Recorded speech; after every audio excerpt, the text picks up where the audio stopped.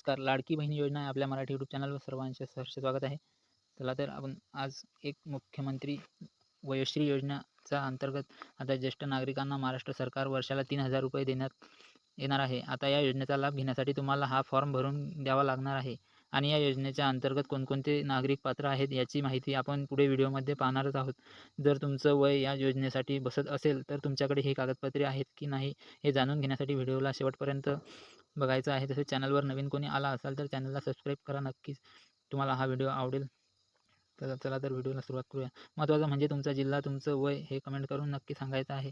म्हणजेच किती लोकांना या योजनेचा लाभ घ्यायचा आहे हे आपल्याला समजेल. चला तर लाडक्या बहिणींनो, तसेच या 65 वर्षाच्या ज्या महिला असतील, जे वयोवृद्ध असेल त्यांना ही माहिती त्वरित कळवा. मुख्यमंत्री वयोश्री योजनेबाबत आपण थोडीशी माहिती जाणून घेऊयात.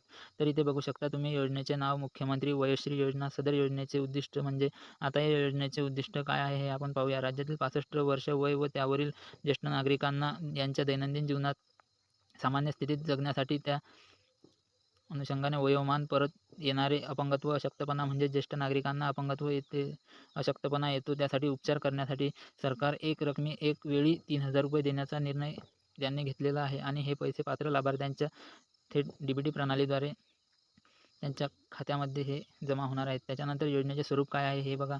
सदर योजनेचे अंतर्गत पात्र जे आहेत ते वृद्ध लाभार्थ्यांना त्यांच्या शारीरिक असमर्थता तसेच प्लस दुर्बलतेनुसार सहाय्य साधने उपकरणेकरिता खरेदी करता येतील. म्हणजेच जर तुम्हाला या पैशातून चष्मा, श्रवणयंत्र, ट्रायपॉड अशा विविध जे आहे या योजनांचा तुम्हाला लाभ घेता येईल या पैशामधून. तसेच खाली आल्यावर इथे तुम्ही बघू शकता निधी वितरण अर्थसहाय्य म्हणजे राज्य शासनातर्फे 100% अर्थसहाय्य हे उपलब्ध करून देण्यात येईल आणि 2 नंबरला थेट लाभ वितरण DBT प्रणालीद्वारे 3,000च्या मर्यादेत निधी वितरित करण्यात येईल. म्हणजेच 3,000 रुपयांचे तुमच्या खात्यामध्ये जमा होणार आहेत. आणि तिसरं म्हणजे शिबिराचे आयोजन करणे. आता हे शिबिराचे आयोजन कोण करणार आहे हे तुम्ही इथे बघू शकता. सार्वजनिक आरोग्य विभागाअंतर्गत प्राथमिक आरोग्य केंद्र, उपकेंद्र, उपजिल्हा रुग्णालय म्हणजे जे सरकारी दवाखाना असो किंवा उपकेंद्र किंवा जिल्हा रुग्ण यांच्यामध्ये तुम्हाला या शिबिराचे आयोजन करण्यात आले तिथे तुम्हाला जावं लागणार आहे. आता या योजनेची पात्रता काय आहे हे आपण पाहणार आहोत. तर इथे लिहिलेलं आहे की 31/12/2002 पर्यंत वयाची 65 वर्ष वय पूर्ण केलेले असावीत. म्हणजेच 31/12/2023 पर्यंत तुमचं वय हे 65 वर्षांपेक्षा जास्त असायला हवे. 2 नंबरला असं आहे की तुमच्याकडे रेशन कार्ड जे आहे ते पिवळं रेशन कार्ड असायला हवं. 3 नंबरचं आहे की तुमचं वार्षिक उत्पन्न हे 2 लाखांच्या आत असावे. त्याच्यानंतर तिसरा आहे की सदर व्यक्तीने मागील 3 वर्षात स्थानिक स्वराज्य संस्था किंवा सरकारद्वारे नियंत्रित सार्वजनिक उपक्रमांसहित कोणत्याही सरकारी स्रोताकडून उपकरण विनामूल्य प्राप्त केलेले नसावे. म्हणजेच याच्या अगोदर 3 वर्षामध्ये तुम्ही सरकारकडून या योजनेचा लाभ घेतलेला नसावा किंवा कोणतीही वस्तू फ्रीमध्ये घेतलेली नसावी. 5वं म्हणजे सगळ्यात महत्त्वाचं म्हणजे तुम्हाला अकाउंटमध्ये 3,000 रुपये जमा होणार आहेत. त्याच्यानंतर जी काही वस्तू खरेदी करणार आहात त्याचं जे आहे बिल जे आहे ते 30 दिवसांमध्ये संबंधित सहाय्यक आयुक्त समाज कल्याण यांच्याकडे तुम्हाला जमा करायचं आहे. हे तुम्हाला 30 दिवसाच्या आत अपलोड करणे आवश्यक राहील. अन्यथा या लाभार्थ्यांकडून सदर रक्कम वसूल करण्यात येईल. म्हणजे तुमच्याकडून ते पैसे घेतले जातील. आणि लास्टला आहे की निवड निश्चित केलेल्या जिल्ह्यांत लाभार्थ्यांच्या संख्येपैकी 30% महिला असेल. म्हणजे जेवढ्या लोकांना सिलेक्ट केलं जाईल या योजनेसाठी त्यातल्या 30% महिलांसाठी असेल.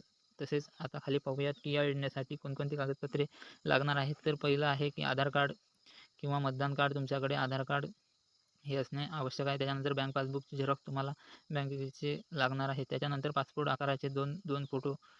तसेच 2 स्वयंघोषणापत्रक. 5 नंबरला आहे शासनाचे ओळखपत्र पाठविण्यासाठी विहित केलेली अन्य कागदपत्रे. आता तुम्ही इथे बघू शकता की या योजनेचा फॉर्म आहे. तर इथे फॉर्म कसा भरायचा आहे हे तुम्हाला सांगतो. तर सगळ्यात पहिलं म्हणजे तुम्हाला पासपोर्ट फोटो इथे लावायचा आहे. त्याच्यानंतर अर्जदाराचे संपूर्ण नाव तुम्हाला इथे तुमचं नाव लिहायचं आहे. त्याच्यानंतर खाली पत्ता लिहायचा आहे. त्याच्यानंतर भ्रमणध्वनी क्रमांक लिहायचा आहे. तसेच मोबाईल नंबर लिहायचा आहे. तुमचे जन्मदिनांक. त्याच्यानंतर खाली 5 नंबरला तुमचा आधार कार्ड नंबर लिहायचा आहे.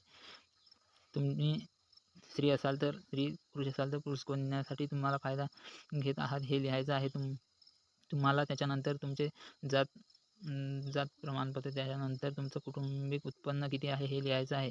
हे तुमचं 2 लाखांपेक्षा कमी असायला हवं, तर तुम्हाला या ठिकाणी लाभ जो आहे तो मिळणार आहे.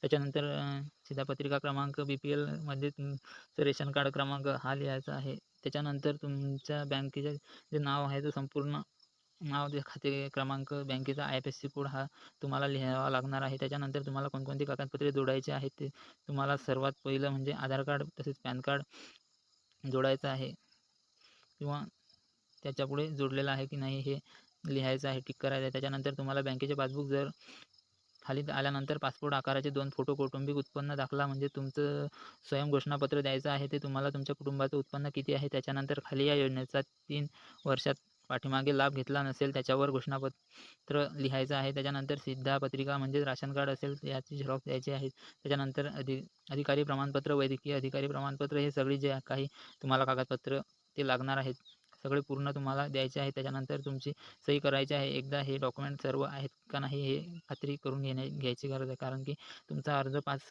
लवकर होणार.